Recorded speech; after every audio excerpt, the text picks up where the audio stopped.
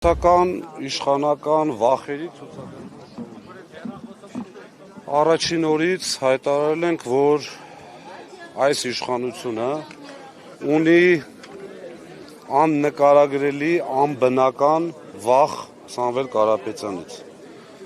որովհետև Սամվել Կարապետյանը իր կյանքով ապահովել է մի բան, ինչպես կարելի արժանապատիվ ապրել եւ հայ տղամարդու գյուղում ծնված, գյուղում մեծացած հայ տղամարդու կերպարը, իմիջիալոց, որի կարիքը այսպես շատ ունենք։ Եվ երկրորդը, ինչքանով որ ես տեղյակ եմ, չասեն հիմա փաստաբանները դեռ բան չեն հայտարարել, բայց ինչքանով որ ես տեղյակ եմ, հերթական շինծու ոչ իր հետ կապ ունեցող գործը, այսինքն 3-րդ, 4-րդ, 5-րդ կապով գտել են իրենց կարծիքով ինչ-որ բան, որը կարող է կպնել Սամվել Կարապետյանը։ Նկատի ունեք դրվագը, որը ավելացվել, այսինքն փոխված մեղադրանք։ Այո։ Եվ ներողություն եմ խնդրում, եւ այստեղ մի շատ կարևոր հանգամանք, ես ուզում եմ, որպեսզի մեր բոլոր հայրենակիցները, ովքեր լսում են, ուշադրություն դարձնեն մի բանի վրա։ Սամվել Կարապետյանը, մի անգամ ասել եմ, կրկնում եմ, երևի թե այդպիսի հաշվարկ գոյություն չունի, ինչքան բարեգործություն է արել, բայց այս պահին էլ դեռ իր կարծիքը չի փոխել, որ բարեգործությունները չպետք է բարձրաձայնվեն։ Այսինքն ստացվում է իրենց խելքով, իրենց կարճ խելքով, որ Սամվել Կարապետյանը պատրաստ է շատ մեծ բարեգործությունների, բայց այստեղ ինչ որ փողերի լվացումով զբաղվի, մի քիչ ծիծաղելի է, չի կարելի, այսինքն բաներ կա, որոնք որ լսելն է անգամ զզվելի։ Այսինքն այնքան անհիմնավոր են եղել պարոն Ղազինյան այն նախկին մեղադրանքները, որ նորեն են փորձում գտնել, որպեսզի գոնե դատարանին ինչ-որ մի թղթով համոզեն։ Տեսեք, իմ կարծիքով առաջին հոդվածը, որ դրվել է այդ սահմանադրական կարգի տապալման կոչը, միջին ծանրության արարք է։ Այսինքն այդ արարքով ընդհանուր նորմալ դատարանի պարագայում կալանք չի։ Կալանք կարելի է տալ, բայց չեն անում։ Հիմա պատկերացրեք մի իրավիճակ, որ մեկ անգամ տվեցին, երկրորդ անգամ այստեղ դատարանը որոշեց, որ այդ փողերի լվացումով գործը հիմնավոր կասկածող, որը ենթադրվում այո, որը չի կարող, երկրորդ անգամ տվեցին նույնով, երրորդ անգամ երկարացնել կալանքի ժամկետը սահմանադրական կոչով։ Հիմա դուք պատկերացնում եք, այսքան ինչքան մարդ կա կանգնած։ Բոլորը գոռում են, այո, ես էլ եմ միշտ ասել, հիմա կրկնում եմ, մենք մեր ձևով մասնակցելու ենք այդ ամեն ինչին, այսինքն ցիտում եմ Սամվել Կարապետյանին։ Վախենում կալանքորը։ Ճիշտն ասած, ընդհանրապես վախ չունենալն էլ ոնց էր ասում, հիմարության նշան է, բայց այս պարագայում չեմ վախենում, ինչի համար, որովհետև երբ որ մարդու խիղճը մաքուր է, երբ որ մարդը իր պետության կամ իր իր հավատքի նկատմամբ կատարվող ոտնձգություններին դեմ է կանգնում, կարծում եմ նորմալ մարդը չպետք է վախ ունենա։ Պարոն Ղազինյան, այս համատեքստում տեսնում ենք, որ Ռոմանոս Պետրոսյանը պարբերաբար փոքր այսպես հաշվետվությունների տեսքով ներկայացնում է հեծում իրական, այսպես իր ասելով, իրական օբյեկտիվ վիճակը, ձեր դիտարկումները նախ այդ գրառումներին, բացահայտումներին եւ այլն, եւ հաջորդիվ նաեւ արբիտրաժի որոշման հետ կապված, որն այդպես էլ չկիրարկվեց Հայաստանի Հանրապետությունում, տարբեր այսպես ֆնդումներ, պարզաբանումներ եղան պաշտոնական, բայց մենք տեսանք, որ այս հարցում Հայաստանի Հանրապետությունը դարձյալ խնդիրներ ունի, ԶՊՄԿ-ի վերջին օրինակը, ոլորտ ընկերության հայտարարում է ներկայացվել պահանջը 1.5 միլիարդ դոլար։ Խնդրեմ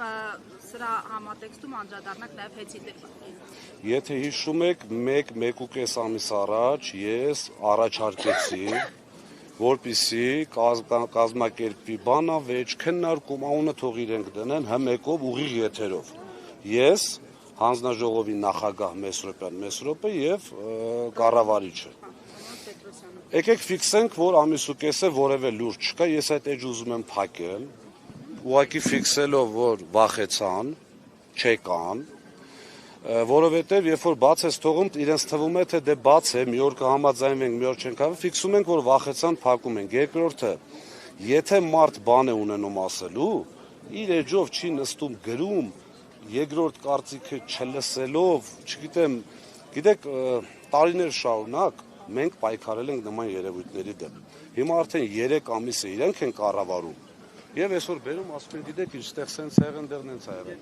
Նորից կրկնում եմ, յուրաքանչյուր իրենց գտած այսպես արատավոր երևույթ, որի դեպ մենք տարիներով պայքարել ենք եւ հաջողության ենք հասել հաշվի առնելով այսօր հեծի վիճակը, եթե իրենք մաքուր լինեին, իրենք կներգրավեին սեփականատիրոջ ներկայացուցիչներին։ Առաջի օրը այն չեկած արդեն ես ձև չունեի աշխատելու, ապօրին հրամանով ազատեցին։ Լավ, եթե մենք այդքան մեղավոր ենք, ինչի՞ չեք ուզում մեր հետ քննարկեք, նույն հմեկի տաղավարում ապացուցեք իմ կատարած, այսպես ասած, հանցանքները, սխալները։ Հիմա այդ վախը արդեն բնորոշում է, որ իրենք բան չունեն։ Պարոն Ղազինյան, Այդ վիճակի մասն շարունակեց նաև տեսակ արբիտրաժների հետ կապված ես դիտարկումներ արեցի։ Հայաստանի ներդրումային վիճակը ինչպես է այսօր գնահատում, որպես ժամանակին ամենամեծ այսպես մասնավոր ընկերության ներկայացուցիչ եւ ինչպես է գնահատում այս մոտեցումը, այս արբիտրաժային այս գործերի վերաբերյալ Հայաստանի Հանրապետության մոտեցումը։ Եթե իշխանությունը սիրի իր երկիրը եւ իրեն խիստ ժամանակավոր չհամարի, յուրաքանչյուր իշխանություն է ժամանակավոր, բայց պետք է քո երկիրը սիրես եւ չանես այնպիսի քայլեր, որի արդյունքում կտուժի քո երկիրը։ Հիմա այս պարագայում, ինչպես բազմիցս նշել եմ, իրենց արդարության նախարարը մի անգամ չկարողանալով չկրկնել իրենց ղեկավարի ասածը, որ պետականացվելու, այդպիսի հասկացություն ուղղակի չկա, ասաց, որ գերակա շահով է լինելու եւ փոխհատուցում է տրվելու, այսինքն միջազգային կառույցների կողմից գնահատված ընկերության գումարած 15%, գերակա շահը դա է ընդհանրում։ Իսկ դա նշանակում է մի քանի 100 միլիոն դոլար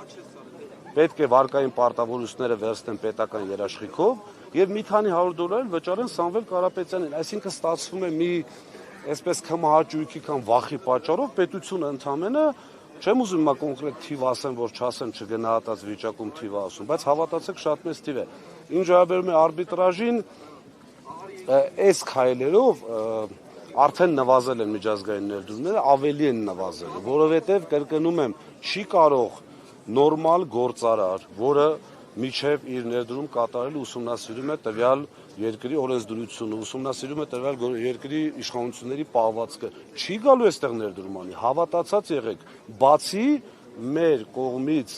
այսպես թշնամի համարված երկու երկրներից, որովհետև նրանք փորձելու են բերեն այդ գումարը դնեն ստեղ, գումարով ազդեցության լծակներ վերցնեն։ Ոչ մեկ այլևս չի անել։ Զուգահեռ իրականությունում հա կարծես այս ներսի գործարարներին են փորձում ակտիվացնել էկոնոմիկայի նախարարն է հանդիպումներ կազմակերպում, ասում են նախընտրական ինչ-որ իրենց կշիռ ունեցող մարդկանց փորձում են ներգրավել։ Նրանց արդյոք այդ գործարարները այս ռիսկերը չեն տեսնում ներսի գործարարների մասին։ Գիտեք, իմ շփումներն էլ քիչ չեն, շրջապատել Փարքաստու քիչ չի եւ ես ճանաչում եմ եւ աշխատել եմ եւ շարունակելու եմ աշխատել եւ մտերմություն անել Հայաստանի ամենախոշոր գործարարի պարոն Կարապետյանի հետ, հավատացած եղեք այդ շոուները կազմակերպած 90 եւ ավել տոկոսը ոչ իրենց կամքով են գալիս։ Ուղղակի պատկերացրեք իրավիճակ մարդերի բիզնես, ինչ են անելու։ Չգալու դեպքում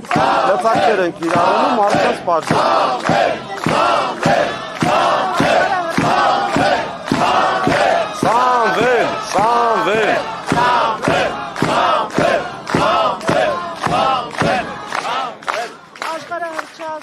Փաստաբան Ամստերդամի այսօրվա խոսքերը իշխանությունը լայն տարածում է ասելով, որ պատրաստվում են գրոհեն Հայաստանը, այն խոսքերը, որ ամեն օր գրոհելու են Նիկոլ Փաշինյանին, մինչև Սամվել Կարապետյանը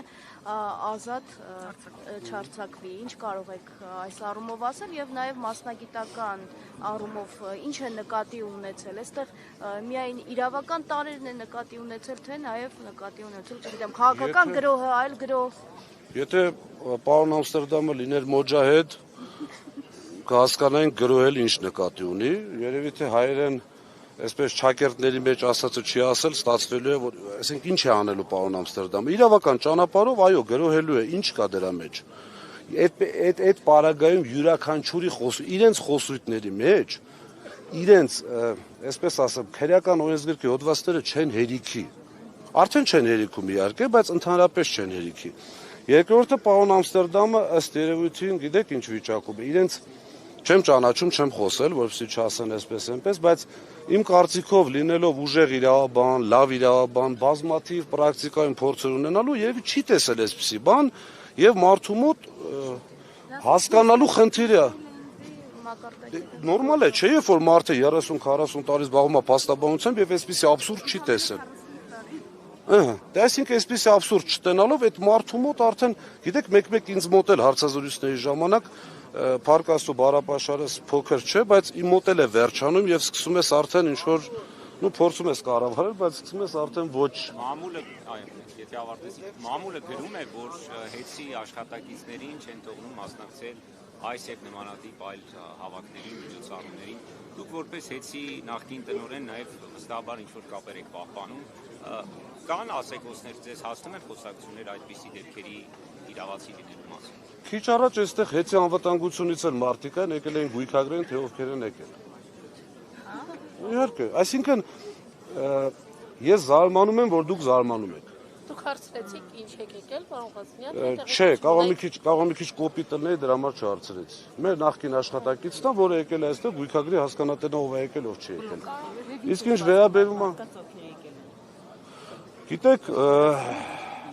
Կարող եկել են աջակցեին։ այդպես, տեսեք, իրենք մի քիչ խելոքացել են։ Ես մի անգամ ասեցի, իրենք խելոքացել են եւ ժամանակին, երբ որ մենք ինֆորմացիաները ստանում էինք, այսպես 5-6 հոգանոց ժողովներ լինում, ինֆորմացիան ստանում ենք։ Հիմա արդեն սովորել են, առանձին են ասում եւ սպառնում են, որ եթե սա դուրս եկավ, խնդիր կունենաք, բայց ախր չեն կարող։ Մեծ կոլեկտիվ է, ինձ մարդիկ տեսնում են, այսպես այսօր հոգեհանգստի գնացել հեծի աշխատակցի, շատ մարդ եկել էին, աչքերով են բարևում, չգիտեմ, մարդկանց աչքերի մեջ տեսնում ես այդ անարդարությունը, ես շատ նորմալ եմ վերաբերվում։ Այո, իրենք չեն ուզում։ Վախ մարդկանց սերմանեն, որ աշխատանքի Ընդհանրապես վախի մթնոլորտ այսօր երկրում, երևի թե բոլոր նախկին իշխանությունները չեմ կարծում ցանկացել են, բայց ամեն դեպքում չէին ցանկանա, չէին կարող այսպիսի վախի մթնոլորտ անել։ Ազատություն։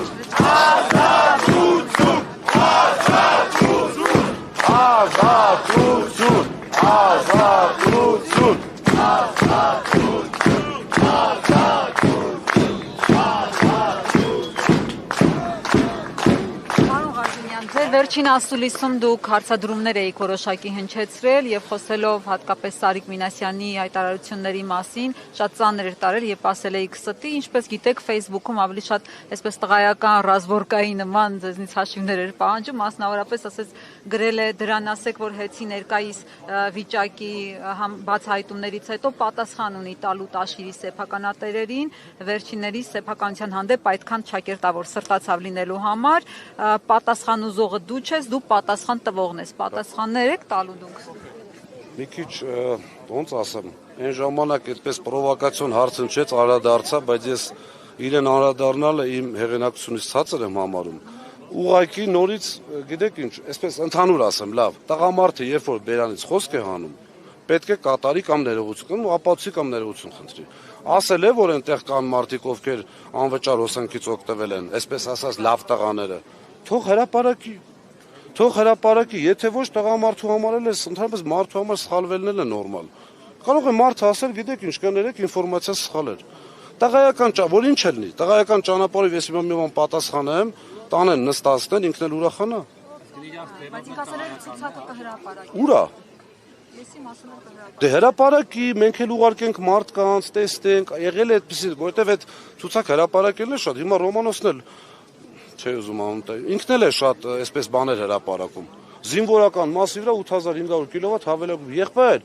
եթե դու օբյեկտիվ ազնիվ լինես, մի հատ կանչի այդ աշխատակիցներին ասի, այս վերջի 6 ամսվա մեջ ինչ են գտել։ Նույն անվտանգությունը, իմ կողմից ղեկավարած տնօրենությունը, ինչքան մարդ են ազատել։ Լավ, մեր ձևով, այսպես ասած, պայքարը շարունակում են ու պրիտոմ շատ փնթի, ասեմ ձեզ, շատ փնթի։ 8000 կիլովատ էին հայտնաբերել, քանից է պարոն Ղազարյան, դրանից ավելի չեն հայտնաբերել ու դեռ ժամանակ դուք եք ավելի շատ եք։ Բայջան, ինքը գիտեք ոնց 2000 տեսուչ ամեն ամիս թիվ են գրում։ Մեր հաշվարկային այսպես նոր ներդրած համակարգը ավտոմատ քաշում է, բայց երբ որ ինտերնետային խնդիրներ են լինում, դες չմիևնույն է գնում ձերով գրում է։ Այսինքն դու պայքարում ես 2000 անձի դեմ գումարած ազգաբնակությունը, ովքեր ենթադրյալ կարող են գողություն անել։ անընդհատ այդ երևույթը լինելու է, ոչ մեկ չի կարող երաշխավորել, որ մի տեսուչ չի փորձելու սխալ։ Նկարները, որոնք հրապարակել էին, Ինչի։ գրասենյակները անմխիթար վիճակում Զուգարոնների Ես որպես վերջին հետ գլխավոր տնօրեն ներողություն եմ խնդրում, ինչպես ասեցի, ներողություն խնդրելն էլ տղամարդու համար է, որ ունեցել ենք այդպիսի վիճակ։ Այո, դա մեր բաց թողումն է։ Մենք գիտեք, մոտարապես 55 այսպես շրջանային էլեկտրական ցանց ունենք, 55, այսինքն բացի մասնաճյուղերը բացվածքով, այնպես որ հնարավոր են այդպիսի դեպքեր, էլի։